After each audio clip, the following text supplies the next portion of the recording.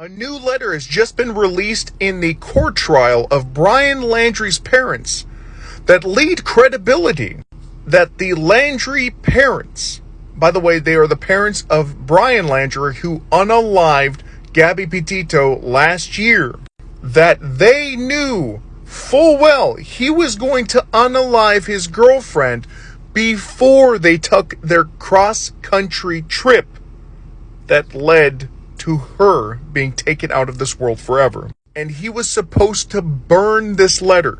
It says it, burn after reading. He was supposed to burn this letter after he read it. He didn't. Thank God, because now we can lead some credibility to the case of Gabby Petito's parents against the Landrys. What I'm about to read you is very shocking. Everything in it is true. And this is your warning going forward with this video. The first thing, the letter. It is a scripture from Romans 8:28 in the Bible, the extended version. Therefore, I am certain that neither death nor life, nor angels, nor the ruling spirits, nor things present or things to come, nor powers from above, nor powers from below, nothing in the entire created world can separate our love. Neither hostile powers, nor messengers of heaven, nor monarchs of earth. Nothing has the power to separate us. And remember, for context, this is from Brian Landry's mom to Brian Landry. Nothing can separate us. Not hatred, not hunger, not homelessness, not threats, not even sin. Not the thinkable or unthinkable can get between us. Not time, not miles, and miles and miles. I just want you to remember that I will always love you, and I know you will always love me. You are my boy. Nothing can make me stop loving you. Nothing will, or... Anyway, no matter what you do, or where we go, or what we say, we will always love each other. If you're in jail, I will bake a cake with a file in it. If you need to dispose of a body, I will bring up a shovel, or I will show up with a shovel and garbage bags. If you fly to the moon, I will be watching the skies for your re-entry. If you say you hate my guts, I'll get new guts. Remember that love is a verb, is not a noun, it's not a thing, it's not words, it is actions. Watch people's actions to know if they love you, not their words. And we're going to get back to this in a little moment, but first, if you're in jail, I will bake a cake with a file in it. If you need to dispose of a body, I will show up with a shovel and garbage bags. Burn after reading from his mom. But how did we get here? And by the way, I'm going to bring up that last part again because it leads credibility to something that happened last year. June 2021, Petito and Landry embark on a cross-country trip, according to Northport Police Chief Todd Garrison, who refers to Landry as Petito's fiance. Okay, so they were fiance, not boyfriend, girlfriend, fiance. They plan to travel in Petito's white Ford van to the West Coast and national parks across the country. They maintain regular contact with their families, and they posted this all over social media. In August 12th, they were engaged in some sort of altercation. They were separated and told to go and spend the night away from each other. Both of them reported that they were deeply in love with each other. They're engaged. They're going to be married.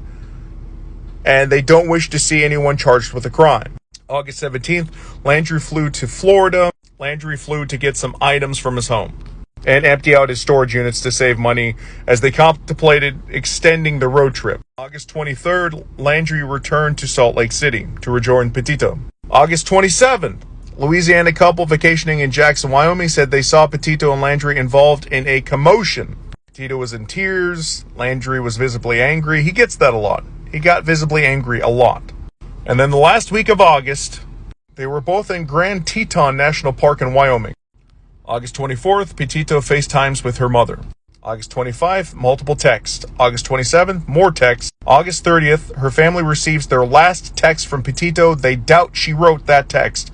According to Stafford, the message read, "No service in Yosemite." So between August 27th and August 30th, they believe that's when Petito was unalived by Brian Landry. Miranda Baker and her boyfriend picked up Landry that evening while he was hitchhiking. They guessed that he was staying in Grand Teton National Park near the Snake River, and he got visibly angry, so he asked to stop and get out. September 1st, Landry returns to the couple's Northport home. September 6th, the Landry family goes to a camp.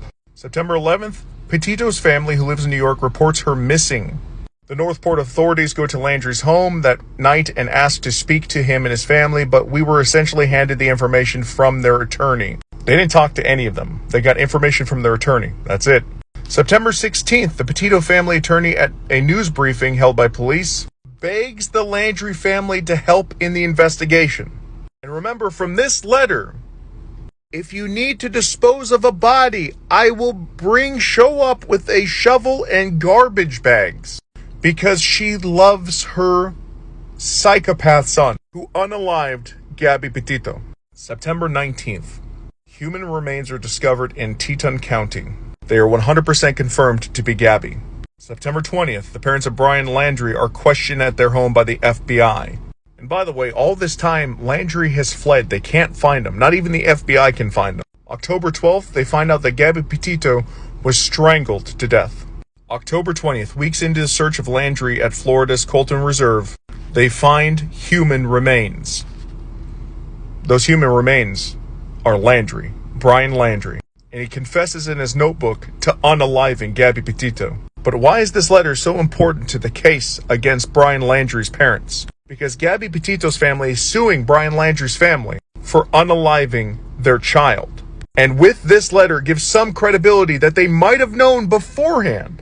Because this letter was from before they left for the cross-country vacation tour that led to Gabby being unalived, strangled by Brian Landry, who, as we know, has anger issues.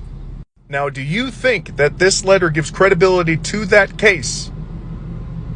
Or do you think it's just a letter from a mom to a son? Leave your answers in the comments and please share this. And all of this happened in 2021. I think I'd said 2022. It's 2021.